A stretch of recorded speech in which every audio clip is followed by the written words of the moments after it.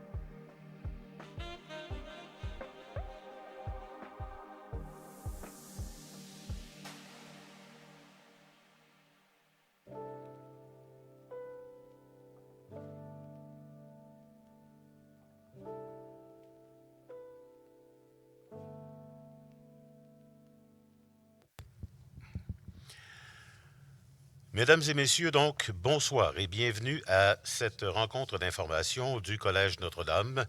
Nous démarrons la session dans l'immédiat. Tout d'abord, je vous rappelle de fermer vos micros, s'il vous plaît. Je vous rappelle également que les questions seront traitées à la fin de la présentation. Nous vous invitons à utiliser la section clavardage pour nous soumettre vos questions et les signer également afin que nous puissions savoir à qui nous nous adressons. Et à titre de modérateur, je poserai vos questions au présentateur, à la présentatrice, et qui pourront y répondre. Donc, vous devriez obtenir réponse à toutes vos questions, mais à la toute fin de la présentation. Alors, nous lançons dès maintenant. Laissez-moi vous présenter le directeur général du Collège Notre-Dame de Rivière-du-Loup, M. Guy April.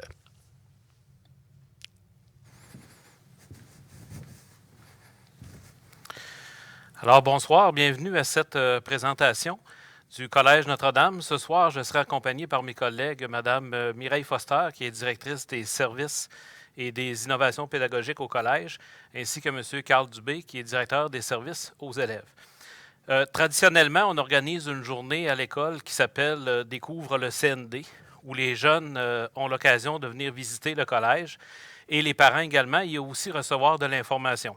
Évidemment, le contexte actuel a demandé que l'on fasse preuve d'agilité et qu'on trouve d'autres façons de vous faire connaître ce qu'est le collège. Sur l'écran, vous pouvez voir l'adresse d'un site qui s'appelle Découvre le CND. Sur ce site-là, vous allez trouver à peu près toutes les informations qui concernent le collège. Il y a une section pour les parents, il y a une section pour les élèves. Vous avez à l'intérieur aussi de ce site-là des témoignages d'élèves, des témoignages de nos partenaires des différents programmes. Vous allez pouvoir écouter des balados. Donc, c'est un site qui est très complet. Et vous aurez aussi à l'intérieur de ce site-là les dates importantes pour les prochaines étapes qui vont venir pour finalement en arriver au processus d'admission au collège. Alors, je vous souhaite une belle rencontre. N'hésitez pas à envoyer vos questions à notre modérateur. Ça va nous faire plaisir d'y répondre. Alors, première chose, pour vous présenter un peu ce qu'est le collège.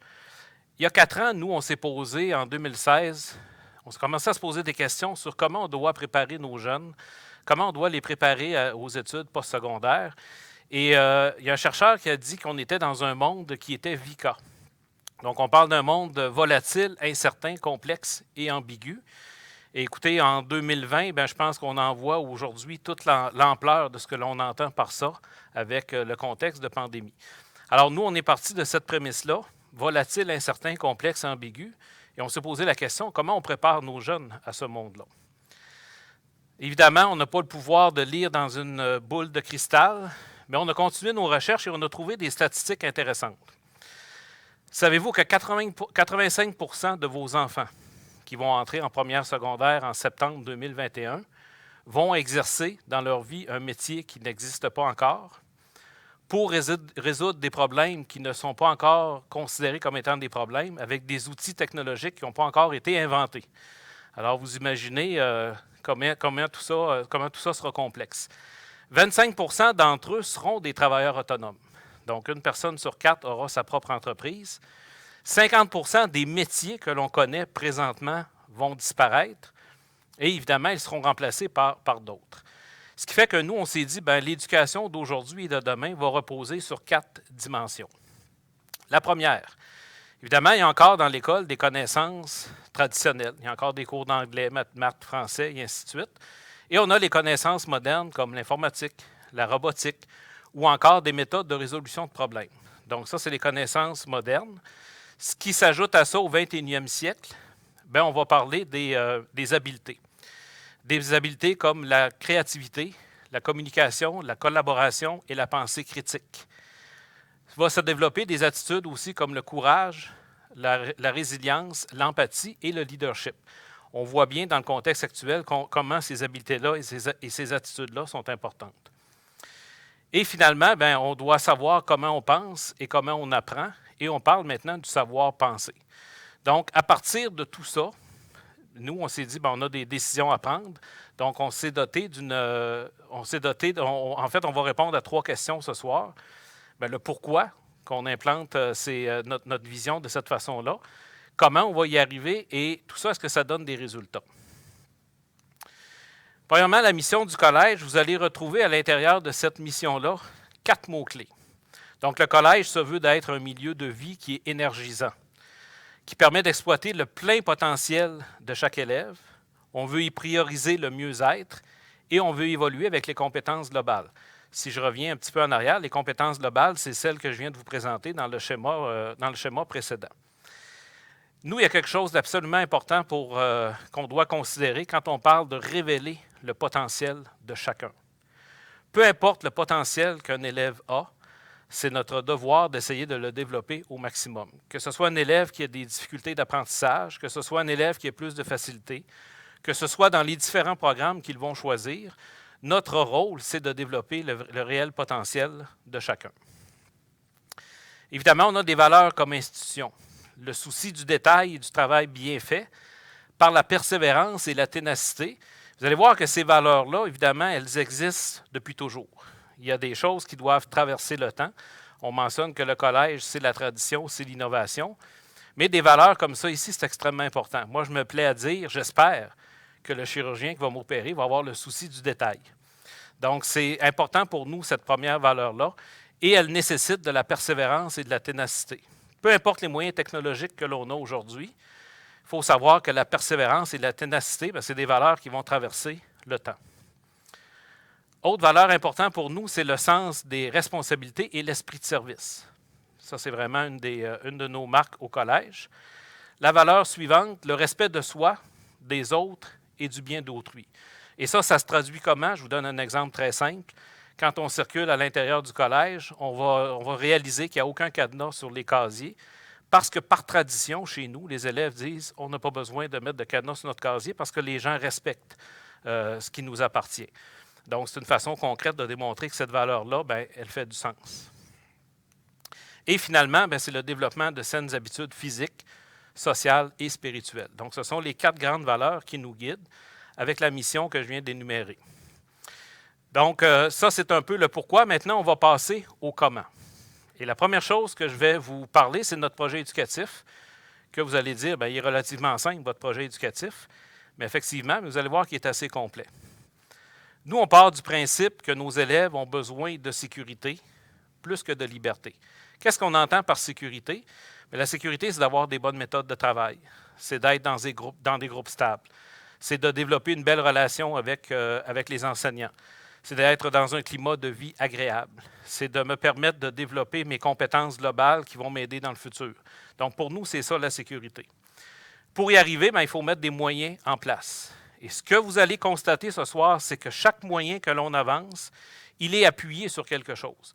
Soit sur des recherches, soit sur des études à l'interne qu'on a fait, ou encore des parents qu'on a consultés, ou encore auprès de notre fédération, la Fédération des établissements d'enseignement privé. Et l'objectif qu'on vise par les moyens, c'est d'amener nos jeunes vers l'autonomie. Quelqu'un d'éduqué, c'est quelqu'un qui est autonome. Et comme vous voyez, la flèche va vers le haut. Évidemment, le niveau d'autonomie n'est pas le même de première secondaire à cinquième secondaire.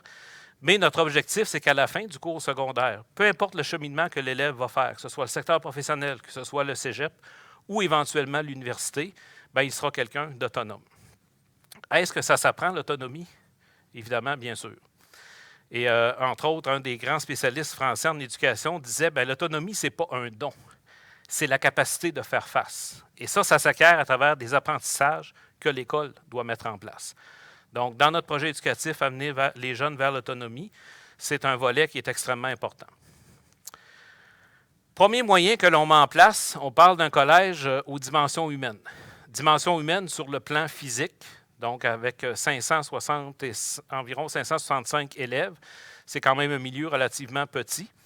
Et une dimension humaine aussi sur le plan psychologique, parce que c'est important de bien connaître nos élèves.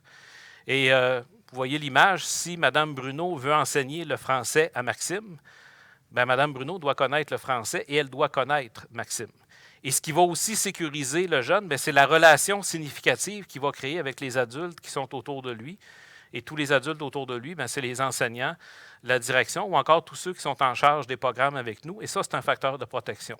Alors, vous voyez, ça vient rejoindre la sécurité que je parlais tantôt. Donc, premier moyen, c'est de conserver cette dimension humaine-là sur le plan physique et psychologique. Autre chose que l'on veut instaurer, c'est un climat. À chaque fois que le ministère propose de faire des réformes en éducation, ce n'est jamais quelque chose que l'on voit, mais c'est fondamental. Qu'est-ce qu'on entend par climat? C'est avoir un climat de vie agréable en classe. Nous, ce qu'on veut, c'est que le prof enseigne, qu'il ne soit pas tout le temps en gestion de classe. On veut aussi un bon climat en dehors des classes. Moi, je veux que les élèves de première secondaire croisent un grand de cinquième secondaire puis qu'il n'y ait pas de crainte à avoir en le croisant. Donc, on parle toujours de créer un climat de famille, donc un esprit familial. Et ça, c'est extrêmement important. Ce climat-là va se bâtir aussi par la relation prof-élève, qui est importante à entretenir, de même que la relation aussi avec les parents. Évidemment, quand on a un climat d'installé, ça facilite l'encadrement et l'accompagnement, qui représentent pour nous une force extrêmement importante. Mais ce qui est également aussi nécessaire, c'est qu'il faut retrouver ce climat-là dans la vie pédagogique, donc dans les classes, dans les salles de classe, quand on circule à l'intérieur du collège, et également dans tout ce qui concerne la vie scolaire. Vous allez voir tantôt avec M. Dubé qu'on a une foule de programmes qui se font en partenariat avec des partenaires du milieu. Ces gens-là sont des professionnels dans leur domaine. Et ce qu'on veut, évidemment, pour que le partenariat fonctionne, c'est qu'ils partagent les mêmes valeurs que nous. Donc, pour eux, d'avoir un climat intéressant dans leur activité, c'est un juste équilibre avec ce que nous, on prône au collège. Donc, ce qui est important, c'est la cohérence qu'il va y avoir entre les deux. Mais évidemment, ce climat-là, pour nous, est extrêmement important. Et c'est d'ailleurs ce que des recherches, donc on dit que les écoles les plus innovantes, ce qu'ils mettent en pratique, entre autres, c'est d'avoir ce qui va influencer, entre autres, le sentiment d'efficacité des enseignants. On parle justement de ce climat de classe-là et la gestion de classe et les relations avec les élèves. Un enseignant se sent efficace quand il a un bon climat dans sa classe, quand la gestion de classe est intéressante et qu'il développe de belles relations avec les élèves. Et ça, c'est ce qu'on sent à l'intérieur du collège beaucoup. Donc, pourquoi on insiste justement sur ce climat-là? La recherche nous démontre que c'est des facteurs qui vont influencer positivement ou encore qui vont faire en sorte que les enseignants vont se sentir efficaces.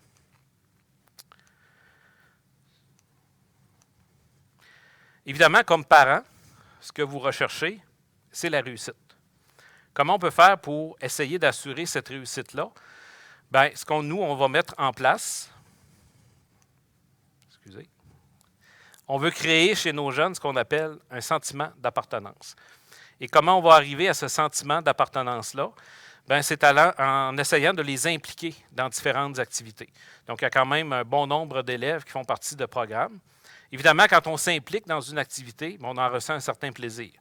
Si on a du plaisir, on se sent bien dans notre milieu, on développe notre sentiment d'appartenance qui va avoir un impact sur la réussite. Et là, on tombe dans une spirale. Donc, je réussis, j'améliore mon sentiment d'appartenance, je suis impliqué et je me sens bien dans mon milieu.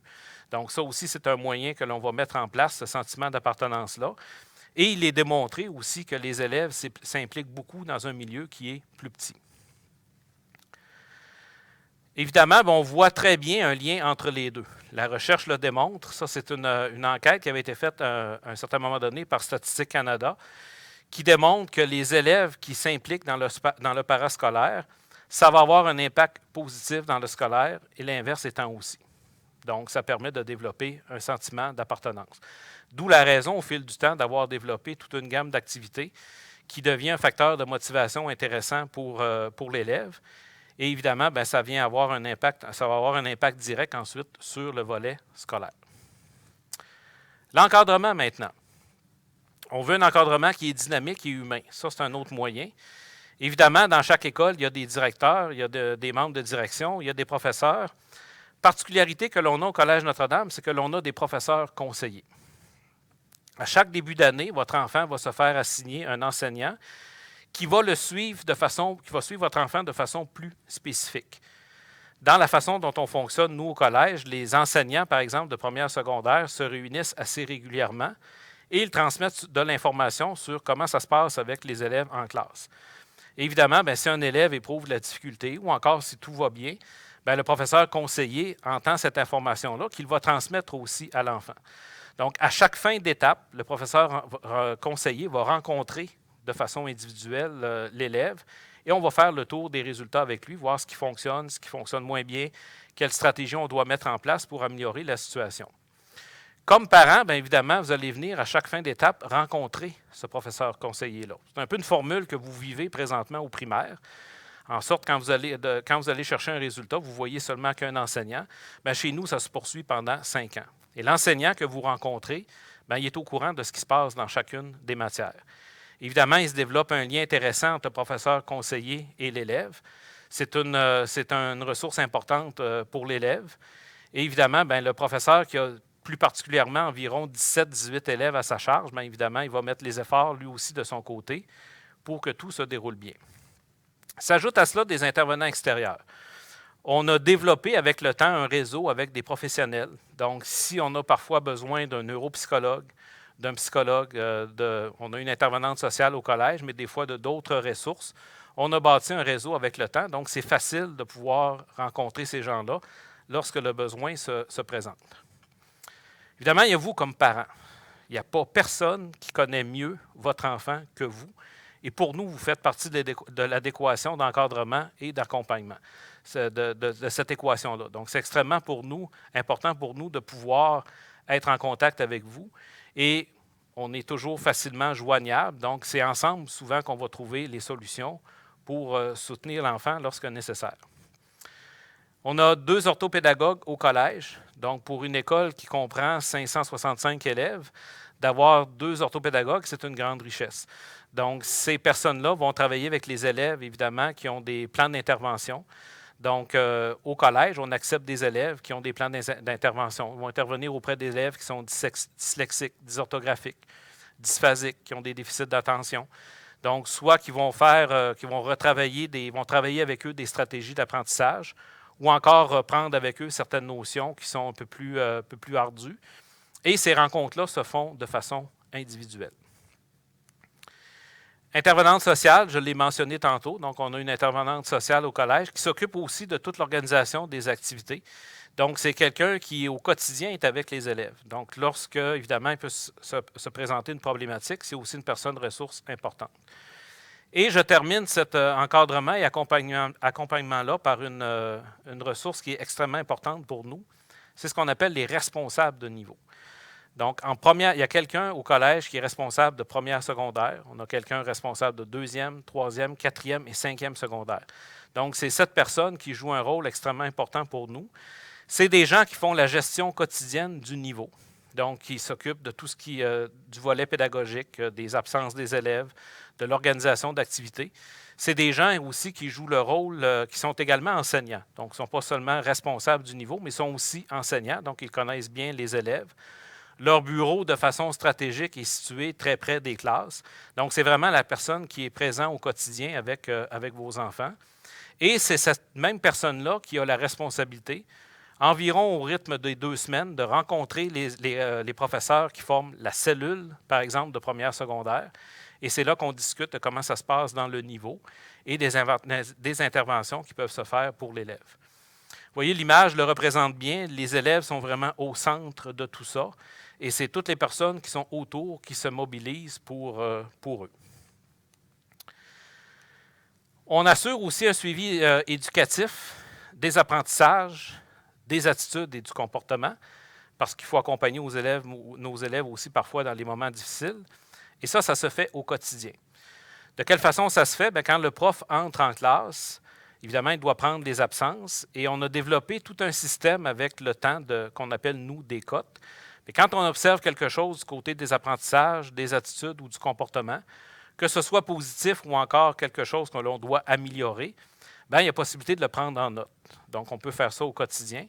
Le responsable de niveau, lui, à chaque fin de journée, bien, va aller chercher ces informations-là qu'il va transmettre dans les réunions qui se font au rythme de 2 semaines, comme je vous disais tantôt, et on va pouvoir partager sur ce qui se passe avec l'élève. Par exemple, un élève qui, pour une raison ou une autre, a eu un moins bon résultat dans une matière, le prof va le noter. Si à un moment donné, on se rend compte que ça arrive dans une autre matière, bien là, ça nous donne, nous autres, de l'information, qu'il se passe peut-être quelque chose, et lors des rencontres de cellules de niveau, bien, on va pouvoir aborder cette situation-là.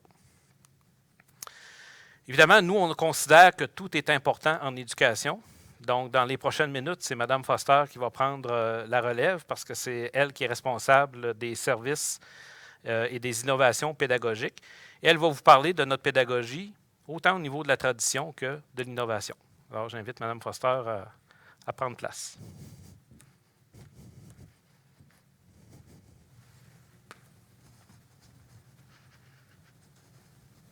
Alors, bonsoir. Ça fait un peu bizarre, mais on est content. On aurait aimé, c'est sûr, que vous puissiez venir nous voir dans notre école, mais contente d'être avec vous, chez vous, ce soir. Donc, oui, c'est vrai, tout est important en éducation, mais une chose qui est très importante pour nous au collège, c'est de conserver un équilibre entre la tradition et l'innovation. C'est beau de vouloir innover, mais il y a quand même des choses qui existent depuis... il y a des valeurs qui existent depuis longtemps et qui perdurent dans le temps. Il y a des choses qui étaient vraies il y a 50 ans et qui sont encore vraies aujourd'hui. Comme M. April le disait tout à l'heure, la rigueur, pour nous, c'est important. Le souci des détails, prendre le temps de bien faire son travail, mettre en place des règles de vie, c'est quelque chose auquel on tient parce qu'on croit que c'est important et que ça doit rester. Par exemple, on est certain qu'avec des règles de vie qui sont mises en place, bien, le climat de classe va être plus propice aux apprentissages. Et on a aussi, juste pour vous préparer, là, ceux qui sont à l'écoute, peut-être futurs élèves, nous, au collège, on demande que les élèves vous voient le personnel. Au début, ça fait toujours un petit peu bizarre, mais on s'habitue super vite et c'est une certaine forme de respect aussi, et on le retrouve de plus en plus dans les écoles. Fait que peut-être que déjà, ceux que je vois dans l'écran présentement, il y a peut-être déjà de vos enseignants que vous devez vous voyer. Ce sera juste une habitude déjà prise, mais c'est quelque chose qui est en place chez nous depuis toujours et qu'on veut conserver. Aussi, c'est sûr que cette année, et c'est déjà ce que vous connaissez au primaire, des groupes stables. Nous, depuis que l'école existe, on avait pris la décision, bien, je n'étais pas là quand ça a commencé, mais depuis que l'école est en place, on avait pris la décision de former des groupes stables, un peu comme au primaire. Donc, cette décision-là avait été prise beaucoup parce que c'est une certaine continuité par rapport au primaire, mais aussi pour le sentiment de sécurité, le sentiment d'appartenance, avoir son propre espace dans une école secondaire qui est souvent un peu plus grande qu'une école primaire, se retrouver toujours avec les mêmes collègues. Et je dis tout le temps aussi que ne pas avoir peur d'arriver en retard entre les cours, c'est les profs qui se déplacent, donc c'est les profs qui ne doivent pas arriver en retard. Donc, c'est notre partie tradition qu'on veut conserver parce qu'on y croit. Du côté de l'innovation, il y a plusieurs choses qui se sont faites au fil des ans. Il y a longtemps, on a mis en place un programme d'anglais intensif. Donc, c'est un programme, grosso modo, si je vous résume, les élèves qui ont une certaine facilité en anglais peuvent s'inscrire à ce programme-là et ils sont en mesure de faire leurs 5 années du secondaire en 3 ans. Et par la suite, en secondaire 4 et 5, c'est de l'enrichissement, beaucoup de discussions pour sortir, je dirais presque bilingue. Ils s'en sortent toujours très bien après quand ils s'en vont au niveau collégial. Et il y en a, on en a à chaque année un certain nombre qui décident aussi d'aller étudier en Amérique, aux États-Unis. Informatique, même avant là, que ce soit dans notre vie de tous les jours, l'informatique, parce qu'on le sait, la technologie, surtout depuis les derniers mois, est très, très présente. On avait décidé de conserver des cours d'informatique en première et troisième secondaire. Donc, si vous venez au collège l'an prochain, on a des cours d'informatique en première secondaire pour apprendre différentes applications, différentes choses utiles pour travailler au quotidien.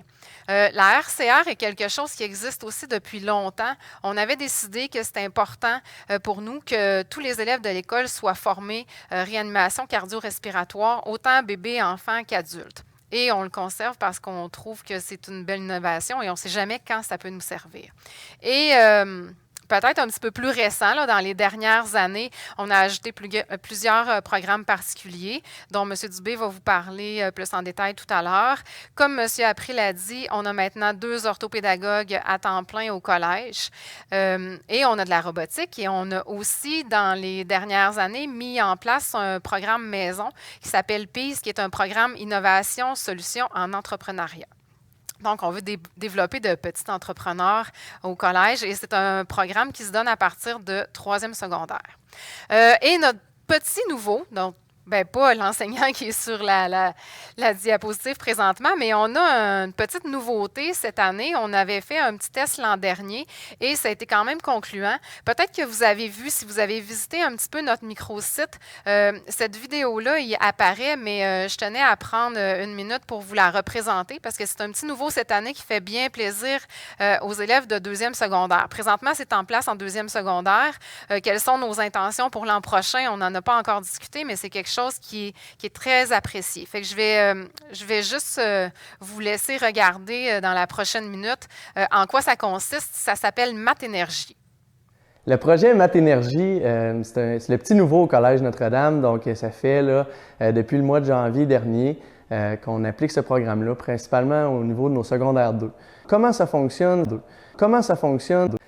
Le projet Math Énergie, c'est le petit nouveau au Collège Notre-Dame. Donc, ça fait là, depuis le mois de janvier dernier qu'on applique ce programme-là, principalement au niveau de nos secondaires 2. Comment ça fonctionne? C'est que pour avoir la moitié de la classe qui commence par un entraînement qui va durer 20 minutes, suivi d'un retour au calme de 10 minutes, pendant ce temps-là, l'autre moitié de la classe, elle est en apprentissage en mathématiques. Puis par la suite, on fait le changement des 2 groupes. Donc, ça leur donne toutes les 2 une demi-heure de plus d'éducation physique par semaine. C'est bon pour le développement des bonnes habitudes de vie. Depuis janvier dernier, on expérimente Math Énergie, le prof d'éducation physique et moi.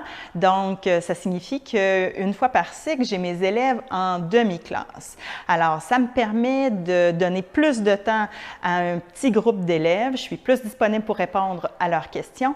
Puis, je vois également des élèves qui arrivent de l'entraînement beaucoup plus concentrés, beaucoup plus aptes à faire de nouveaux apprentissages en mathématiques. On se sent plus concentré après avoir fait de l'éducation physique.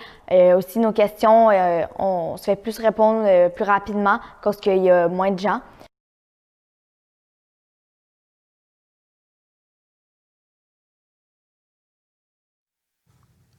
Alors, beaucoup de plaisir en perspective. C'est très apprécié, là. On dirait même que les maths sont de plus en plus de plus en plus intéressante après ces 30 minutes d'énergie. Donc, pour continuer avec la suite, quand on parle d'innovation, ce qui est au cœur de nos préoccupations présentement, c'est beaucoup l'innovation pédagogique. On cherche sans arrêt à s'améliorer. On veut toujours que nos élèves puissent développer le plus possible leur plein potentiel et pour ça, il faut que nous aussi, on arrive à se développer. Et pour y arriver, ce qu'on a mis en place, en fait, ce qu'on a fait, c'est qu'on est allé chercher des partenaires. Donc, il y a toujours des personnes, comme M. April disait tout à l'heure, expertes qui viennent nous aider dans notre domaine et on est capable, après ça, nous, d'appliquer toutes ces choses-là dans le domaine de l'éducation. Donc, avec ces partenaires-là, on est en interrelation, on s'enrichit les uns des autres. Nous, on apprend d'eux, eux apprennent de nous aussi et on peut dire qu'on a vraiment mis en place un écosystème innovant. Entre autres, juste pour vous expliquer un peu les partenaires qui se sont joints à nous. On a travaillé à mettre en place il y a quelques années l'approche du design thinking qui en français se nomme la pensée créatrice si jamais vous voulez faire quelques recherches.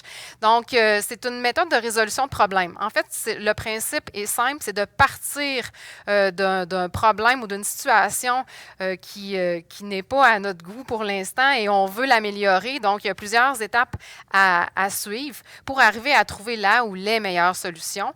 On a travaillé beaucoup en partenariat, entre autres pour notre programme PEACE et pour les sciences-études avec le Living Lab du Cégep de Rivière-du-Loup. Donc, ils sont venus beaucoup nous aider dans cette approche-là pour développer notre programme d'entrepreneuriat au 2e cycle. On a aussi on a eu la chance de faire affaire avec une firme d'envergure internationale qui s'appelle Thales, peut-être que vous connaissez. Nos jeunes ont eu la chance d'aller dans les murs de cette entreprise-là et de voir un peu comment ça se passait. C'est une entreprise qui travaille dans le domaine des systèmes électroniques et ils ont accueilli certains de nos élèves pour leur montrer comment eux, dans leur domaine, travaillaient avec l'approche de design thinking. Plus localement, on a aussi PB Dimension RH qui vient régulièrement accompagner nos élèves dans le cadre surtout du programme PEACE. Et là, oui, on a des programmes qui sont mis en place avec cette méthode-là, mais il fallait aussi former nos enseignants parce qu'on voulait aussi que les enseignants, dans leur pédagogie, puissent travailler un peu de cette façon-là.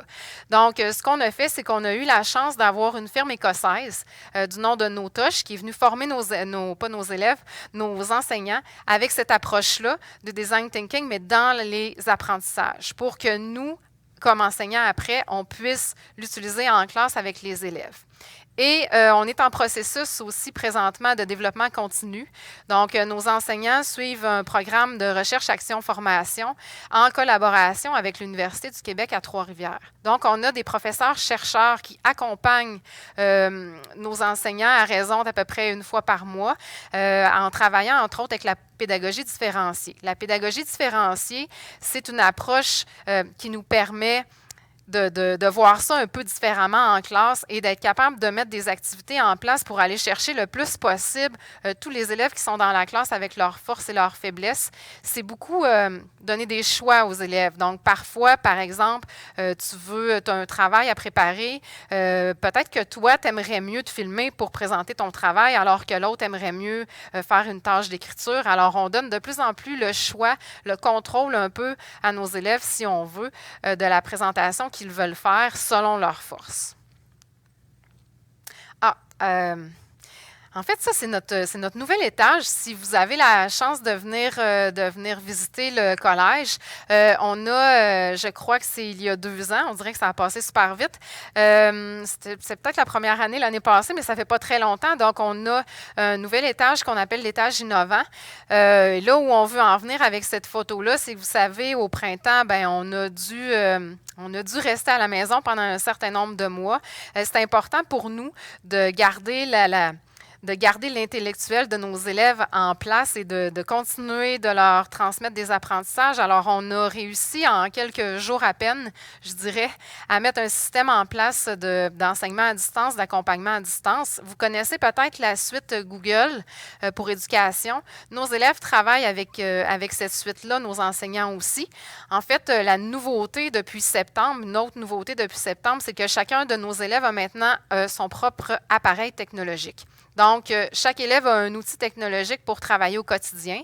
Nous, ça donne des cordes à notre arc, si on veut, parce que ça nous donne des approches différentes, des façons de travailler différentes avec les jeunes. C'est beaucoup une suite dans laquelle on retrouve tout plein d'applications qui nous permettent de collaborer, ce qui est très important pour développer les compétences du 21e siècle, la collaboration et la communication aussi.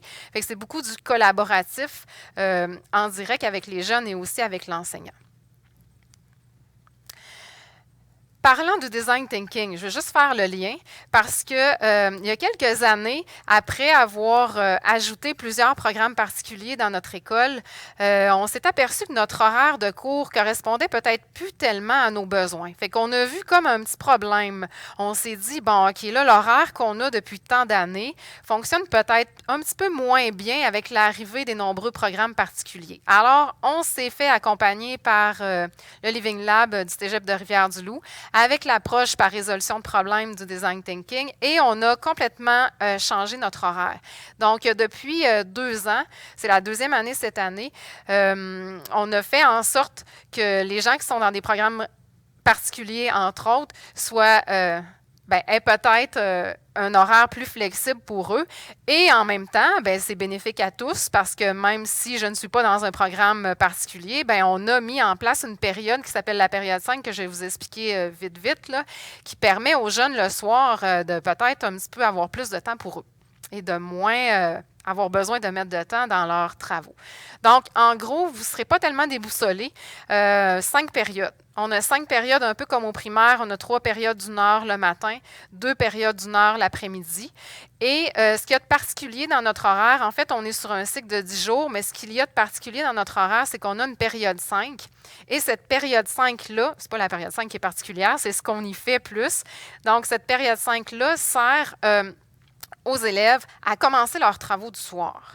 Et là, ce qu'on fait, c'est que, par exemple, on a un horaire déjà préétabli. Alors, si lundi, exemple le 19 octobre, si vous regardez, là, on avait une période 5, mettons, en français. Alors, comme on a une période 5 en français, ça veut dire que les jeunes, si ce sont des jeunes de première secondaire, vont commencer une tâche en français pendant cette période-là. Et en plus, ils vont avoir la chance d'avoir en classe avec eux un prof spécialiste qui est un prof de français. Ce ne sera peut-être pas leur prof de première secondaire, mais ça va être un prof de première secondaire d'un autre niveau qui va pouvoir les aider et répondre à leurs questions. Et ça fait aussi, ça fait plaisir aux élèves parce que quand la période est terminée, souvent, ils vont avoir presque terminé leurs travaux du soir. Et je pense que ça peut faire plaisir aux parents aussi parce que le parent n'a pas à devenir nécessairement un prof de français le soir parce qu'on s'en est chargé avant que la journée ne se termine. Donc, en gros, c'est un peu comme ça qu'on fonctionne. Je voulais aussi que vous voyez, je l'ai mis dans un Google Agenda. Là, si vous connaissez un peu la suite Google, c'est un peu comme ça qu'on fonctionne. Les jeunes peuvent aller voir leur horaire à cet endroit-là et peuvent connaître le contenu de ce qui va être fait dans le cours à ce moment-là. Super important pour nous. On veut apprendre à connaître l'élève qui entre dans notre école le plus rapidement possible. On ne veut pas avoir besoin de l'avoir pendant 1 an pour savoir quelles sont ses habiletés, quelles sont ses difficultés. Donc, c'est super important de bien connaître l'élève pour le faire progresser et lui faire développer son plein potentiel. Pour y arriver, ce qu'on a mis en place, en fait, ce qui nous tient à cœur et qui revient annuellement, c'est d'abord l'évaluation des connaissances. Monsieur April le mentionné rapidement tout à l'heure, il y a des dates sur le microsite qui sont importantes, dont, entre autres, le 28 novembre, qui est la date où est-ce qu'il y aura une évaluation des connaissances qui sera exceptionnellement cette année en ligne. Là, c'est très important de comprendre que si jamais vous faites ce test-là, vous n'avez pas besoin d'étudier la veille. Ce n'est pas nécessaire d'étudier la veille. Ce ne sont pas des questions pièges. C'est surtout pour apprendre à connaître vos habiletés scolaires et aussi votre motivation par rapport à l'école. Nous, ce qu'on veut, c'est apprendre à connaître l'élève qui s'en vient dans notre école. Et avec ce test-là, avec ces tests-là, on a souvent une très bonne idée. On s'en sert pour avoir une bonne première idée de l'élève. Et en plus, en janvier et en février, on analyse les résultats de ces tests-là individuellement avec chacun des parents des élèves qui sont venus passer les tests. Bien, ils sont venus cette année, c'est en ligne, mais on invite chaque parent dont l'enfant a passé le test à venir nous rencontrer parce qu'on fait l'analyse un peu des résultats et vous êtes en mesure de nous en dire un petit peu plus, ce qui fait qu'on connaît votre enfant encore un petit peu plus. Bien entendu, comme on disait tout à l'heure, s'il y a plan d'intervention présentement dans l'école que votre enfant fréquente, c'est important qu'on soit aussi au courant parce que nous, on part avec une base et avec ça, on peut mieux intervenir et, comme le titre le dit si bien, faire progresser votre enfant le plus rapidement possible et du mieux qu'on le peut. Et comme M. April le disait tout à l'heure, c'est sûr qu'on se base sur des études. Il y a tout plein d'études qui sont faites en éducation régulièrement. Mais selon l'OCDE, il y a des similitudes qui existent entre les écoles qui sont innovantes. On en a ressorti 3. D'abord, la personnalisation de l'apprentissage. Le fait d'impliquer les élèves et de les rendre autonomes, c'est très important. Et si on est capable de mettre en place des méthodes d'enseignement innovantes et du développement continu, c'est sûr que c'est aussi aidant. Et il y a aussi une autre étude qui a été faite qui met les pays en tête du classement PISA. Ce sont des études qui sont faites au niveau international du côté de l'éducation. Dit que ceux qui sont en tête, les pays qui sont en tête niveau éducation, ce sont des pays où est-ce qu'il y a beaucoup de formation puis un développement continu des enseignants et où est-ce qu'on forme les gens, les enseignants dans les pratiques innovantes. Donc, nous, tout ça, quand on regarde ça, ça nous dit qu'on a fait les bons choix et qu'on peut continuer dans cette voie-là.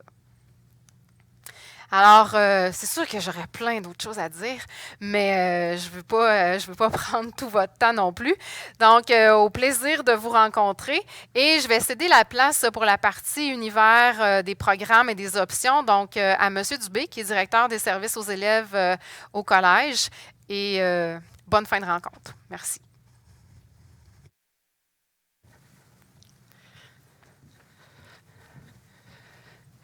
Alors, bonsoir à vous tous. C'est le temps de parler des programmes. Sur le microsite dont on parle depuis tout à l'heure, vous allez avoir toutes les informations de tous les programmes. On parlait tantôt des valeurs du travail et du souci du travail bien fait. Nos partenaires nous ont pondu très agréablement grâce à Mme Bouchard qui leur avait demandé de présenter un peu leur programme avec les témoignages. Donc, vous pourrez tout voir ça sur notre site. Les programmes, on a commencé beaucoup à développer ça il y a une quinzaine d'années avec nos sports-études. Vous voyez sur l'image ici qu'on dit avoir une passion et l'intégrer dans son cursus scolaire est une source de motivation et de succès dans sa réussite académique. On sait, selon les études, les élèves qui sont impliqués dans leur école d'une façon ou d'une autre, ils réussissent bien. Bon an, mal an, on a à peu près 65-70% de nos élèves qui sont impliqués dans les programmes. Sans compter tous ceux qui font des choses à l'extérieur de l'école, sans compter ceux qui font des activités ponctuelles, comme là, on a eu de l'Halloween. Alors, il y a plein de façons de s'impliquer au collège. Alors, les programmes et les options. Pour commencer, je vous en parlais il y a 15 ans, on a commencé avec le hockey et la natation. Le sport-études, il faut bien le définir. Le sport-études, c'est un sport dans lequel tu es choisi par ta fédération et tu dois avoir certains standards. Donc, ceux qui sont en natation ne deviennent pas nageur en sport-études, quelqu'un qui n'a pas atteint ces standards. Même chose pour les joueurs de hockey. La boxe, c'est un peu particulier. On leur permet à eux de soit faire des compétitions ou de ne pas en faire. Donc, ils se développent jusqu'à temps qu'ils soient capables de faire des compétitions. Fait que le sport-études, exemple, le hockey, c'est le seul sport-études à partir de Lévis jusqu'en Gaspésie. C'est nous qui l'avons, parce qu'il nous est octroyé par la Fédération de hockey. Maintenant, on a aussi des options, des concentrations et nos sports de RSEQ. Donc, autre moyen de s'impliquer au collège. Donc, dans nos activités sportives, on a développé un volet concentration badminton. On est une domination en badminton. M. April a déjà été entraîneur en badminton, moi aussi. Alors, il y avait une demande de ce côté-là de nos élèves de faire un peu plus de badminton pour participer sur la scène provinciale. Alors, on a développé cette concentration-là. On a aussi la concentration ski-planche qui est là aussi depuis 8 années déjà. Puis, en passant aussi, on a notre skatepark, pas notre skatepark, mais notre snowpark à l'école. Je parlais du skatepark parce qu'on vient juste de l'inaugurer. On a aussi sport équestre, qui est là aussi. Le vélo, hockey-études et nos sports en RSEQ, badminton, soccer et puis basketball. Avant, j'aurais dû vous dire que lorsqu'on a parti nos programmes et nos options, on s'est posé la question comment on va les développer. M. April le mentionnait un petit peu, puis c'est un peu comme le volet pédagogique dont on vient de parler, c'est qu'on s'est toujours associé à des partenaires. On s'est dit c'est des gens qui sont passionnés, qui aiment faire ça et qui sont spécialisés là-dedans. Fait que toutes les choses dont on parle, c'est des partenaires. Fait que tout à l'heure, on parlait de natation, donc on a les loups marins, les albatros, bien sûr, le club de boxe. Pour nos sports, en badminton, on avait déjà à l'interne les ressources, donc c'est eux. Ski planche, on va chercher des entraîneurs à l'extérieur. Sport équestre, c'est Centre KM. Le vélo, c'est les gens de la Meute. Le hockey-études, bien, c'est nos entraîneurs qui sont reliés au sport-études. Et au RSEQ, bien sûr, c'est des entraîneurs aussi de l'extérieur et quelques-uns du collège. Parallèle à ça, il faut développer aussi le culturel au collège. Donc, là aussi, environ une dizaine d'années, on a développé le volet danse et avec nos partenaires district d'ENSA. On a aussi quelqu'un qui vient de Québec pour donner un volet particulier qui est le swing. Au niveau théâtre, il y a deux options en théâtre, le parascolaire et l'option. Et puis aussi, en partenariat avec les productions Belchon, Mme Amiel. Et la musique, c'est la même personne qui vient pour la danse qui nous aide en musique. Puis on a aussi Mme Marie-Maude Devient qui nous aide là-dedans. Donc, nos élèves peuvent participer à des spectacles, soit à l'interne ou à l'externe. Ce qui fait en sorte que, entre autres, en musique, c'est pas nécessairement un programme qui va nous mener à des études supérieures, mais c'est bien pour continuer à développer sa participation individuelle, mais en groupe, lors de spectacles. Finalement, bien, on a voulu développer le côté scientifique, un peu les dernières innovations au niveau de l'option sciences et robotique. Alors, au niveau robotique, on a fait aussi des concours dans lesquels on a très bien performé. Fait que tout ça fait en sorte que nos élèves ont une seconde motivation à venir au collège. Ils peuvent s'impliquer dans ces activités-là. Alors, vous voyez ici l'étage innovant. On a parlé du pourquoi, du comment on le fait, et on est rendu au quoi.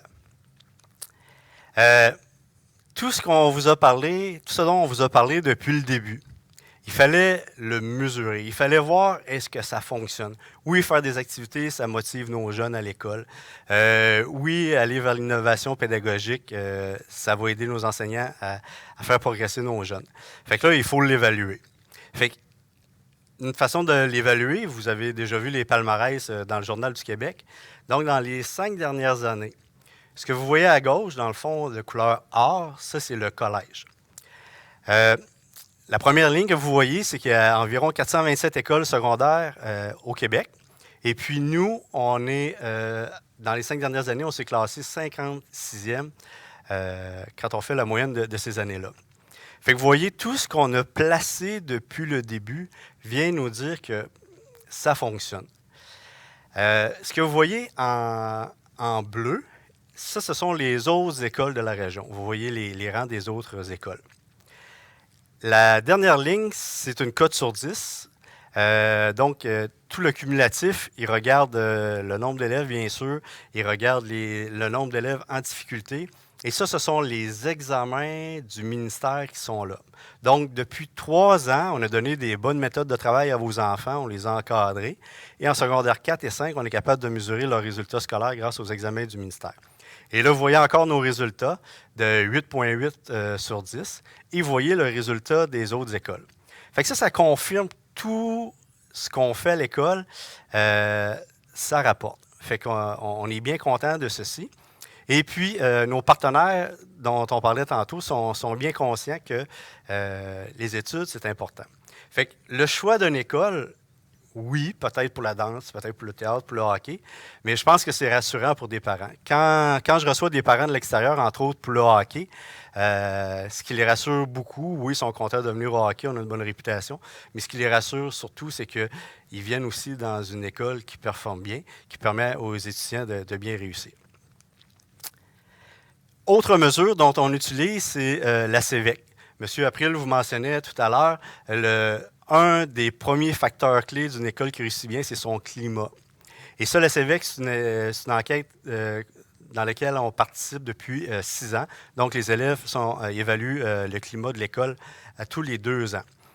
Et les résultats, bon, on était bien fiers. Là. Monsieur April, vous avez parlé des casiers où il n'y avait pas de cadenas.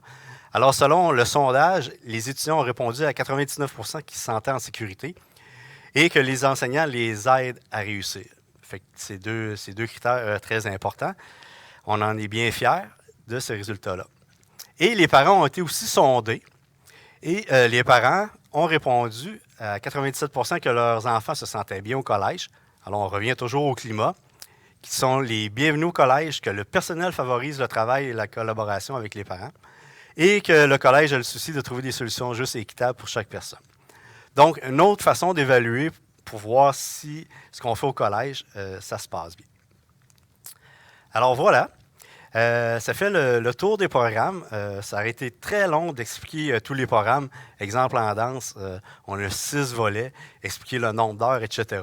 Donc, c'est pour ça qu'en début d'entrée de jeu, là, je vous disais, sur le microsite, ce sont tous des détails que vous allez pouvoir regarder. Alors, je vais laisser M. April faire la conclusion de cette belle soirée. Merci.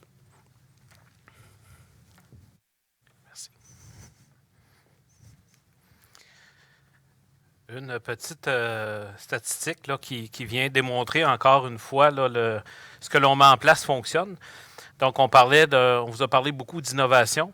En fait, on a eu 2 reconnaissances dans les dernières années où on a été finaliste pour les Grands Prix de l'innovation au niveau de notre fédération. Donc, encore une fois, ce qu'on essaie de mettre en place, évidemment, est reconnu. Au-delà des chiffres, évidemment, quand faut aller des fois au-delà, plus loin que les chiffres, une chose qui vient encore valider les choix que nous, on a faits, c'est une citation qui a été faite par un recteur de l'Université McGill qui dit que mieux on peut les encadrer, plus on augmente leurs chances de succès. On s'est déjà fait dire à une certaine époque, vous les encadrez trop. Et nous, on s'est questionné, mais quand on voit une citation comme ça qui est donnée par un recteur de l'Université McGill, qui est une des meilleures universités en Amérique et au monde, bien, savez-vous, lui, il faisait référence à quoi? Il disait qu'il faut leur montrer, leur donner des méthodes de travail, il faut leur montrer à bien écrire le français et l'anglais, il faut leur montrer à s'organiser, à avoir un agenda. C'est dommage, ce n'est pas à l'université qu'on devrait apprendre ça, mais c'est vraiment au secondaire. Donc, l'encadrement qu'on parle depuis tantôt, bien, nous, ça nous a rassurés quand on a vu cette citation-là. Donc, ce qu'on a essayé de faire ce soir, c'est de vous parler des différents, de redéfinir ce que c'est pour nous la sécurité. On vous a parlé de relations avec les profs élèves, on vous a parlé de méthodes de travail, de groupes stables, d'un horaire qui est agencé pour nos élèves, on vous a parlé de programmes particuliers. Donc, tout ça, c'est la relation prof-élève, évidemment, en première ligne, mais tout ça, c'est ce qui sécurise. Et on vous a fait part des différents moyens que l'on met en place pour y arriver. Et en bout de ligne, comme on disait tantôt, d'amener nos jeunes vers l'autonomie. Une autre citation d'un psychologue qui disait, pour apprendre à penser, il faut que l'école retrouve plus de sécurité et l'élève le sentiment d'être responsable de ses apprentissages. Ça aussi, nous, quand on voit ça, ça nous réconforte dans les choix que l'on a faits au fil du temps. Et la dernière d'un célèbre psychiatre qui est Boris Cyrulnik, qui disait le développement de l'enfant passe par un milieu stable. On parle d'ambiance, de sécurité. Donc, on réfère à ça depuis le début de la présentation. Par la rencontre de personnes signifiantes. C'est vrai à la maison, c'est vrai pour l'école. Et on dit que c'est les structures de base pour façonner l'autonomie. Donc, nous, quand on voit ça, on se dit, les choix qu'on fait, c'est cohérent, ça se tient, et c'est en ligne avec ce qu'on découvre, ce qu'on entend de spécialistes comme ça. Alors, c'est un peu tout ça, le Collège Notre-Dame. Moi, je vous dirais, à chaque début d'année, il y a 2 choses importantes que je mentionne aux enseignants. Je leur dis toujours, vous savez, les parents nous confient ce qu'ils ont de plus important au monde. Et ça, il faut avoir ça, nous, dans la tête au quotidien. Et moi, quand je m'apprête à faire une intervention auprès d'un élève, je me dis toujours, si c'était mon enfant, comment j'aimerais qu'on lui parle? Comment j'aimerais qu'on le fasse réfléchir? Comment j'aimerais qu'on le fasse avancer dans la difficulté qu'il a ou encore dans les différents besoins qu'il peut avoir? Donc, il faut toujours avoir cette préoccupation-là en tête. Et ce qu'on mentionne aussi souvent aux enseignants, bien, les parents payent pour envoyer leur enfant au collège. Et s'ils payent pour envoyer leur enfant au collège, ils s'attendent à plus. Si on ne donne pas plus, les parents n'ont pas raison de payer. Alors pour nous, ça c'est important, on a le devoir, l'obligation de donner plus. Alors c'est un peu tout ça qu'on va retrouver dans notre milieu. Je vous dirais également, en terminant, d'aller consulter encore une fois le microsite pour les dates importantes. Donc, il y a des plages horaires qui sont prévues aussi le 14 novembre où on va organiser des visites au collège, donc en présence, évidemment en limitant le nombre de personnes à la fois, tout en respectant les règles, évidemment, de santé publique. Donc, c'est bien important, mais ça, présentement, on a un certain nombre de plages horaires de fait, donc vous pouvez aller consulter le site pour vous y inscrire. Il y aura, comme Mme Foster disait tantôt, l'examen d'évaluation des connaissances. Suite à ça, les rencontres que l'on va faire au mois de janvier, février, individuelles avec chacun d'entre vous. Et par la suite, s'enclenche le processus final d'inscription pour la prochaine année scolaire. En terminant, juste avant de répondre aux questions, j'aimerais remercier les productions JR de nous avoir permis et l'Hôtel Universel de pouvoir faire cette présentation-là. On est vraiment comme dans un petit studio ici. C'est très agréable de pouvoir vous parler tandis que vous êtes dans le confort de votre maison. On est rendu là. Donc, on s'adapte. Tout le monde essaie de faire preuve de créativité et d'imagination. Je veux remercier aussi notre modérateur, M. Sylvain Dionne, des communications, Sylvain Dionne. Alors, j'invite mes collègues à me rejoindre et à M. Dionne peut-être de nous faire part peut-être des questions que vous avez justement écrites là, sur le chat là, qui est à votre disposition. On va y répondre. En fait, des questions, M. April, qui nous parviennent de différentes sources, puisque aussi nous avons notre messagerie Facebook. Alors, il y a une question ici. On nous demande, écoutez, si un élève ne veut pas s'inscrire à un programme ou à une option en particulier, ou si les programmes, si j'interprète là, la question, si les programmes, les options comme telles ne l'intéressent pas, est-ce qu'il y a d'autres façons de s'impliquer au collège? Ou est-ce que l'élève va se sentir mis à part parce que lui, il n'a pas le goût de s'impliquer dans des programmes spécifiques? Bien, écoutez, il y en a qui choisissent le collège pour simplement le volet scolaire et c'est correct. Ce n'est pas une obligation, et je suis très content de cette question-là, ce n'est pas une obligation de faire partie d'un programme. Et le choix d'une école doit aller aussi au-delà du programme. C'est de voir est-ce que le projet éducatif qui m'est suggéré, est-ce que c'est ça qui me rejoint? Est-ce que c'est ça qui m'intéresse? Évidemment, on essaie, en dehors de tous les programmes, d'avoir une vie étudiante, que ce soit sur l'heure du midi, que ce soit le matin. Il y en a qui vont aller à la bibliothèque. Il y a des activités qui sont offertes sur l'heure du midi, organisées par notre intervenante. Et avec toutes ces activités-là, bien, chacun va finir par y trouver son compte. Mais effectivement, ce n'est pas une obligation de s'inscrire dans un programme. Je rajouterais peut-être quelque chose, moi, sur ce point de vue-là. Quand on a commencé à avoir nos programmes au collège, on s'est posé la question, est-ce qu'on met tous les gens des options ensemble? Et on s'est dit non. On a dit, on va mélanger tout le monde et toutes les options, ce qui fait en sorte qu'il n'y a pas de clivage qui se fait. Et les gens des options aussi peuvent voir les autres options, ce qu'ils font. Fait que c'est vraiment des classes hétérogènes et ça permet un bon climat. Une autre question qui nous est parvenue, est-ce qu'il y aura un coût pour l'évaluation des connaissances? Est-ce qu'il y a un coût d'associer à cette évaluation? Oui, l'examen d'évaluation des connaissances est au coût de 35 $. Il faut savoir qu'on fait affaire avec une entreprise qui s'appelle Brisson-Legris. Donc, qui présente des tests qui sont standardisés et tout ça. Donc, évidemment, il y a un coût pour passer ces tests-là qui est de 35 $. L'information, si je peux ajouter, l'information se retrouve lorsque vous allez sur le microsite pour vous inscrire à cette évaluation-là. Vous avez toute l'information dans le questionnaire que vous devez remplir, entre autres, quant au coût. Puis il y a une petite affaire que je n'ai pas, puis merci de poser cette question-là, parce qu'il y a une petite chose que je n'ai pas dite tout à l'heure par rapport à ça. Je veux que ce soit dit parce que c'est important pour nous. Ce n'est pas un examen qui nous permet de sélectionner des élèves. C'est pas ça l'objectif. il n'y a pas de note à la fin de ça sur 100 et on prend ceux qu'on veut prendre. On accepte tout le monde là, avec ses difficultés et ses belles forces aussi. Le but n'est vraiment pas de sélectionner, là, c'est vraiment d'apprendre à mieux connaître l'élève qui va entrer dans nos murs l'an prochain. Il faut savoir qu'on a environ présentement 20 de nos élèves qui ont des plans d'intervention. Donc, ils peuvent avoir des difficultés d'apprentissage, mais on met les outils en place pour les aider à révéler leur plein potentiel.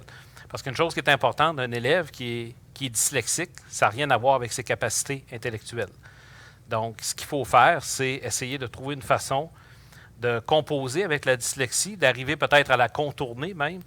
Mais quand ça est fait, quand ça est en place, d'où l'importance du plan d'intervention et de mettre les bons outils, bien là, on peut aller chercher le vrai potentiel de l'élève. Puis une question ici qui va peut-être... Oui, monsieur... J'allais rajouter, souvent, il y a une sous-question par rapport à ça, aux résultats scolaires. Est-ce que quelqu'un qui a la difficulté scolaire peut participer au programme aussi? Bien sûr. Puis ça, c'est nos tests de connaissances dont parlait Mme Foster. Ça va nous permettre de dire, un élève qui est capable de nous donner du 70, c'est ce qu'on va lui demander. Alors, il n'y a pas de note minimale, sachant ce que l'élève est capable de faire. Et on va rester dans le même domaine, M. Dubé, parce que j'ai une question qui s'adresse particulièrement à vous, je crois. On nous demande ici, est-ce qu'il y a, au niveau du hockey, est-ce qu'il y a une option hockey d'un autre niveau que le 3A? Oui, absolument. J'ai peut-être passé vite tout à l'heure, là, quand on a parlé de nos sports. Ça a d'ailleurs été une des premières options au collège, le hockey sur l'heure du midi. Oui, effectivement. Donc, sur l'heure du midi, on a encore des gens de calibre 3A qui pratiquent, mais on a aussi des gens qui sont dans le hockey mineur qui font aussi du simple lettre. Puis, donc, on a même l'option de dire, moi, je veux juste jouer un match dans ma semaine, je peux le faire. Comme je pourrais faire 3 pratiques pour essayer de m'améliorer aussi. Donc, ça, c'est l'option hockey-études, je pense. Hein? Effectivement, c'est ça. Autre question, on nous demande ici l'option choisie en première secondaire. Est-ce qu'elle devra rester la même pour les 4 années de secondaire? Je ne sais pas si par option ici, on signifie un programme, mais enfin bref, est-ce que ce qu'on choisit en première secondaire devra rester la même chose pour l'ensemble du cheminement du secondaire? Non, parce que c'est déjà arrivé. Donc, quelqu'un qui commençait dans une option, qui après une année disait, bon, finalement, je ne suis pas prêt à mettre autant de temps dans cette option-là, puis je préférais en essayer une autre. C'est toujours possible parce que ce qu'on veut, c'est que l'élève soit bien dans ce qu'il fait. Donc, il ne faut pas qu'il se sente obligé, je prends une option première secondaire, de la maintenir jusqu'en 5e secondaire. Et ça arrive parfois qu'il y en a qui changent d'option en cours d'année. C'est tout à fait, pas en cours d'année, mais en cours de passage au secondaire, c'est tout à fait possible. Autre question, avec le nouvel aménagement de l'horaire, les élèves qui font partie des programmes particuliers, est-ce qu'ils ont du travail à reprendre? Comment ça fonctionne, ça? En fait, c'est ce que je sens dans la question. Comment ça fonctionne, le travail à reprendre ou à faire avec le nouvel aménagement de l'horaire quand on parle de programmes spécifiques? En fait, la majorité des programmes ont lieu à la période 5, celle dont je parlais tout à l'heure, qui est à la fin de l'après-midi. La raison pour laquelle on a instauré ça, c'est qu'avant que cet horaire-là soit mis en place, ça devenait plus difficile pour les élèves dans les programmes parce qu'il manquait régulièrement des périodes de cours. Donc, le soir à la maison, on devait reprendre une période de cours, plus faire le travail qui était prévu dans notre horaire de travaux et devoirs. Alors que là, maintenant, pour répondre plus spécifiquement à la question, bien, une fois que les jeunes sont à leur option à la dernière période, c'est sûr que le soir, ils vont avoir un travail à faire, mais ça va être le travail qui a été fait à la dernière période par les élèves qui étaient au collège. La grande différence avec avant, c'est qu'avant, il y avait le cours à reprendre plus le travail du soir, alors que maintenant, il y a le travail du soir à faire. Fait que c'est comme si ton devoir, toi, tu vas le faire à la maison, mais tu ne manques aucune partie théorique ou pratiquement pas, là, selon les horaires des programmes, mais tu manques pratiquement pas de partie théorie apprentissage, si on veut, là, en classe. Je ne sais pas si j'ai bien répondu à la question, mais... En fait, on avait questionné beaucoup les élèves.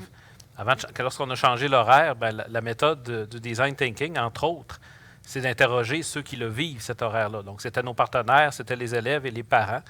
Et ce qui ressortait de tout ça, c'est que les élèves se disent, OK, je suis prêt, je sais, je suis conscient que si je manque, que si je vais faire mon activité sur les heures scolaires, c'est sûr que je vais avoir quelque chose à reprendre le soir, mais on nous demandait, dans la mesure du possible, est-ce que ça ne peut pas être des cours, éviter d'avoir des cours à reprendre. Donc ça, c'est avec l'horaire, c'est ce qu'on a réussi pas mal à régler. Donc le soir, bien, tout simplement, évidemment, on ne peut pas avoir les deux. Donc le soir, bien, c'est de reprendre ce qui a été manqué.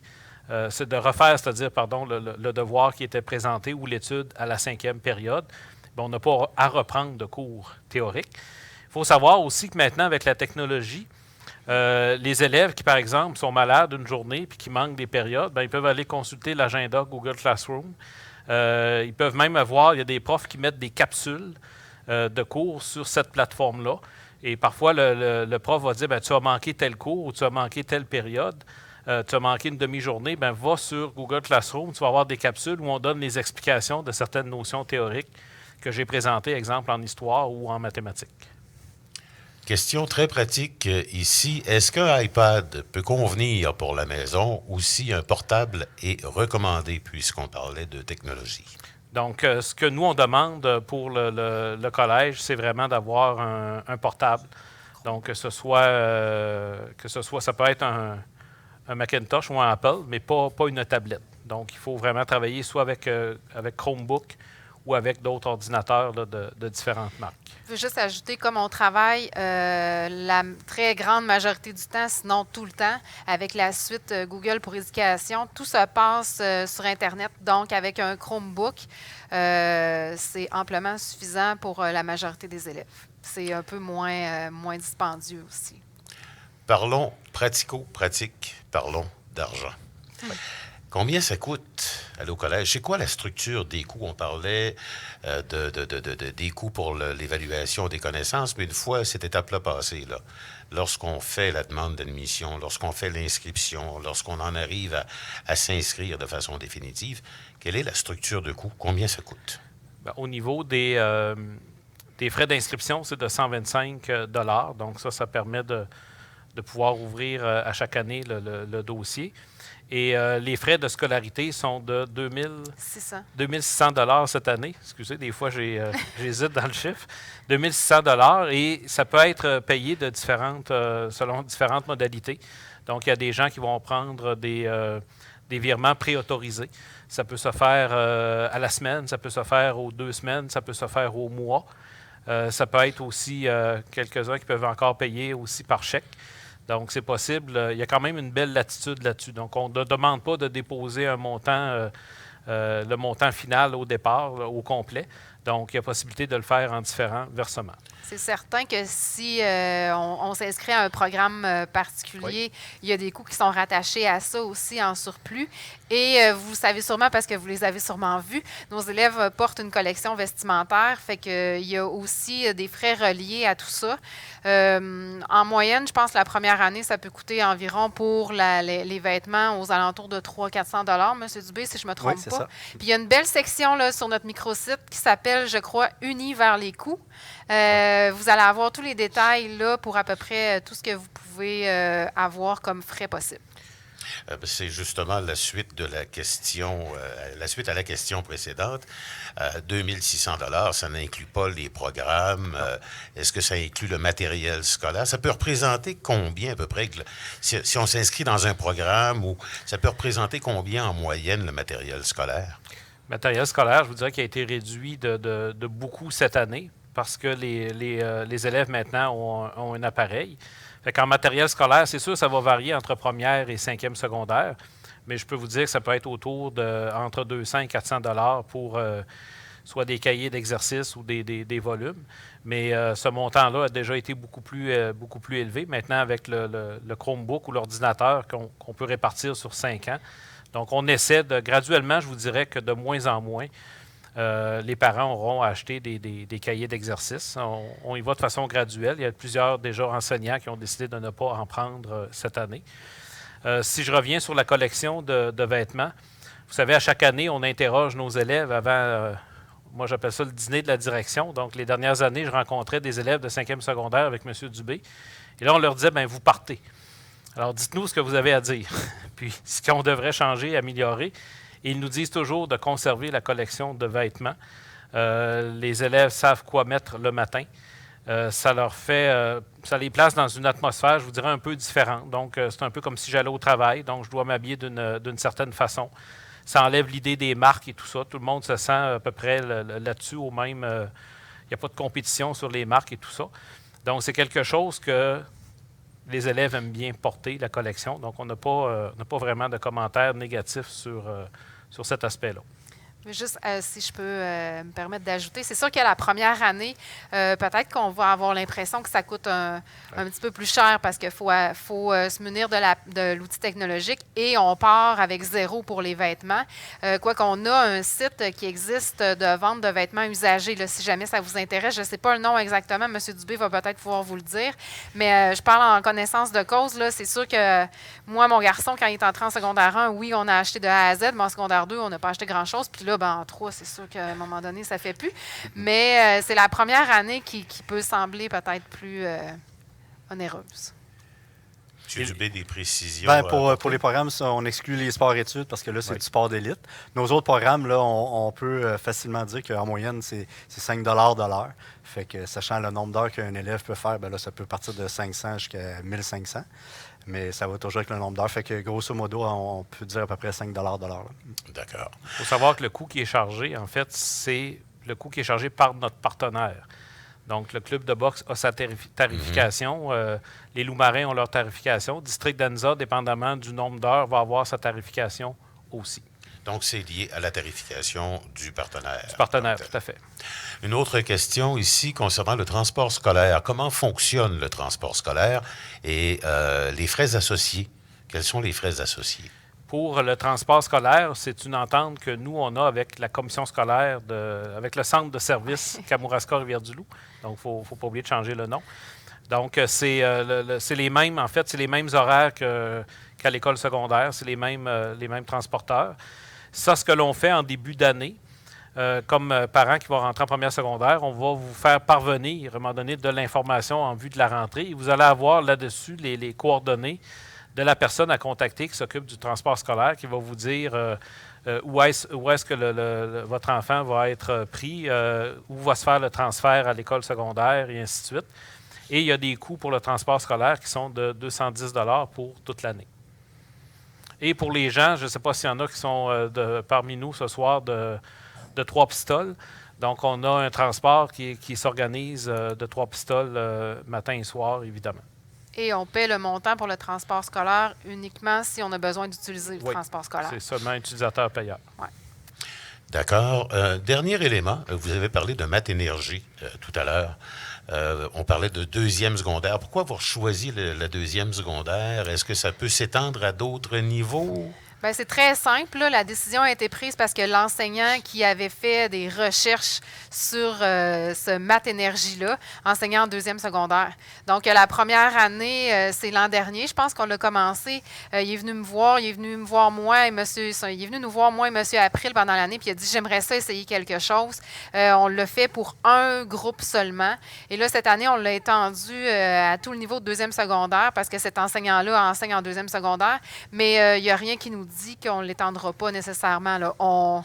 On est en expérimentation. On va voir aussi un peu les effets que ça apporte et pour l'instant, ça semble bénéfique et apprécié. Fait qu'il n'y a rien qui nous dit qu'on ne l'extensionnera pas à d'autres niveaux. Nous n'avons plus de questions enregistrées pour le moment. Peut-être juste une indication que j'aimerais donner aux personnes qui n'ont pas pu ou qui n'avaient pas le goût de poser de questions, qui n'avaient pas l'inspiration pour trouver des questions ce soir. Vous pouvez nous adresser des questions via la page Facebook du Collège Notre-Dame en message privé et nous répondrons à vos interrogations. Nous y sommes très, très fidèles et très présents sur la page Facebook. Alors, vous pourrez nous transmettre également vos questions. Et j'ajouterais, M. Dionne, que c'est possible pour les parents, toujours en allant sur le microsite, on l'a nommé souvent ce soir, mais c'est vraiment génial tout ce qu'on peut retrouver là-dessus. C'est possible de clavarder avec un enseignant du collège. Donc, vous allez tout simplement, dans la section, vous allez identifier ça. C'est Mme Émilie Dubé qui va répondre à vos questions, peu importe ce que c'est. Puis si elle n'a pas la réponse, elle va venir nous voir, mais elle va vous répondre. Donc, c'est quelque chose qu'on a mis en place sur le microsite et en plus de notre page Facebook, évidemment, comme on vient de le mentionner. Alors, on en serait rendu au mot de la fin, M. April. Écoutez, un gros merci d'avoir été là un mercredi soir. C'est une décision qui est importante pour vous. Donc, vous avez, comme parent, vous avez un grand privilège. Vous avez le choix de votre école au secondaire. Il y a peu de régions au Québec de notre dimension, peu de villes de notre dimension qui ont cette opportunité-là. C'est une décision qui se prend évidemment en famille. Il faut en parler avec les enfants. Et ça nous fera toujours, peu importe le moment, le plaisir de répondre à vos questions. Un gros merci d'avoir été présent, d'avoir passé plus d'1 heure avec nous.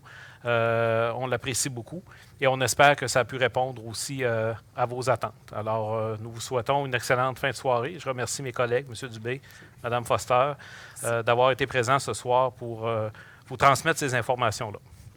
Alors, un grand merci et au plaisir de vous rencontrer.